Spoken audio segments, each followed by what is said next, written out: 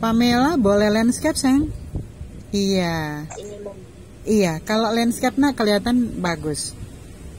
Udah siap Pamela, merdekanya literasi? siap, Mem. Oke, mudah-mudahan Pamela tidak terkendala jaringan nak ya. Iya, Mem. Iya, baik. Satu lagi yang akan mempresentasikan materi modul 7, yaitu materi tentang catatan kaki dan kutipan.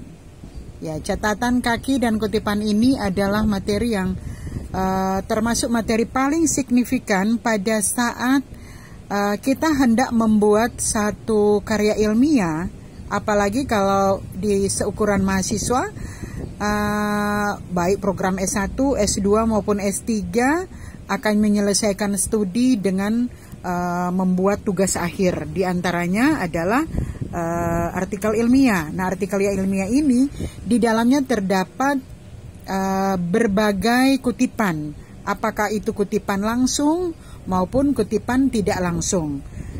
Tidak jarang juga dalam sebuah karya ilmiah atau artikel ilmiah terdapat beberapa catatan kaki. Nah, untuk tidak penasaran, hari ini, saat ini Pamela Tiau akan memberikan penjelasan tentang pemahamannya soal catatan kaki dan kutipan.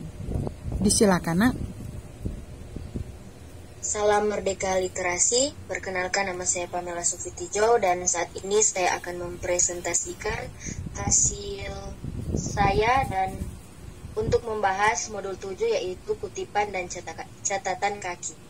Dalam penulisan-penulisan ilmiah, baik penulisan artikel-artikel ilmiah, karya-karya tulis maupun penulisan skripsi dan disertai seringkali dipergunakan kutipan-kutipan untuk menegaskan isi uraian atau untuk membuktikan apa yang dikatakan. Demikian pula dengan catatan kaki yang sebenarnya merupakan bagian dari kutipan karena berisi antara lain pinjaman kalimat atau pendapat pengarang atau buku atau keterangan atas teks yang tempatnya berada pada kaki halaman. Yang pertama kutipan, yang kesatu tujuan membuat kutipan. Kutipan adalah pinjaman kalimat atau pendapat dari seorang pengarang atau ucapan seseorang yang terkenal, baik terdapat dalam buku-buku maupun majalah-majalah. Sangatlah membuang waktu bila sebuah kebenaran yang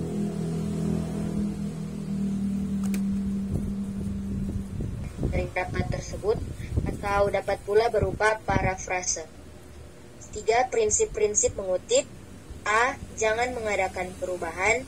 B. Bila ada kesalahan. C. Menghilangkan bagian kutipan. Yang keempat, cara-cara mengutip.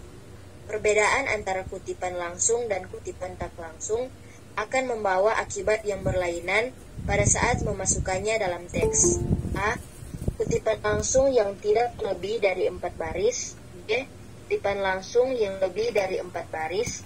C. Kutipan tak langsung. D. Kutipan atas ucapan lisan. 5. Variasi membuat kutipan. Walaupun telah diuraikan secara terperinci, cara-cara membuat kutipan sebagaimana dapat dilihat dalam uraian di atas, namun perlu kiranya diingat bahwa sebuah pola yang terus-menerus dipakai akan menimbulkan rasa kebosanan. Sebab itu, pola-pola membuat kutipan akan lebih efektif kalau mengandung variasi. Variasi antara kutipan langsung dan kutipan tak langsung, variasi antara kutipan yang dimasukkan dalam teks dan kutipan yang dimasukkan dalam catatan kaki. Selanjutnya, catatan kaki. Catatan kaki adalah keterangan-keterangan atas teks karangan yang ditempatkan pada kaki halaman karangan yang bersangkutan. Cara membuat catatan kaki mempunyai hubungan pula dengan teks pada halaman yang sama. Maka dalam 2 contoh pertama disertakan pula bagian dari teks yang menuju kepada catatan kaki, sehingga dapat dilihat sekaligus cara menempatkan nomor penunjukan yang terdapat dalam teks, garis pemisah antara teks dan catatan kaki, serta cara membuat catatan kaki itu sendiri, Titik-titik berspasi yang mendahului dan mengikuti contoh teks berarti ada lebih dari satu alinea yang dihilangkan sebelum dan sesudah teks tersebut. 3. Singkatan. Singkatan yang paling penting yang harus diketahui adalah ibid, op.cit, dan log.cit. Ibid, singkatan ini berasal dari kata Latin ibidem, yang berarti pada tempat yang sama. Op.cit, singkatan ini berasal dari kata Latin opere citato, yang berarti pada karya yang telah dikutip. Log.cit, singkatan ini berasal bahasa Latin loco citato, yang berarti pada tempat yang telah dikutip. Penerapan catatan kaki dan singkatan. Cara menggunakan singkatan-singkatan di atas, terutama singkatan-singkatan ibid, op.cit, dan log.cit dalam kenyataan. Untuk itu, perhatikanlah contoh-contoh berikut. Semua catatan kaki di bawah ini sebenarnya tersebar pada halaman-halaman yang berlainan. Namun semuanya termasuk dalam kesatuan nomor urut dalam sebuah. Yang pertama, Edgar Sturtevant, An Introduction to Linguistic Science, New Haven, 1947, HLM 20 ed.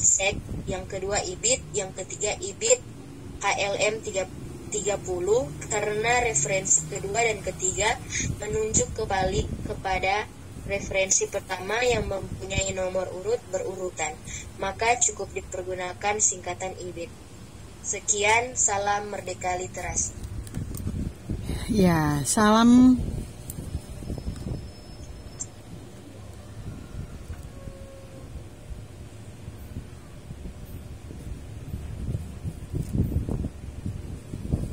Sudah? Iya, salam Merdeka Literasinya keren ya. Baik, sekali lagi terima kasih sudah presentasi ya, tanpa alangan sedikit pun.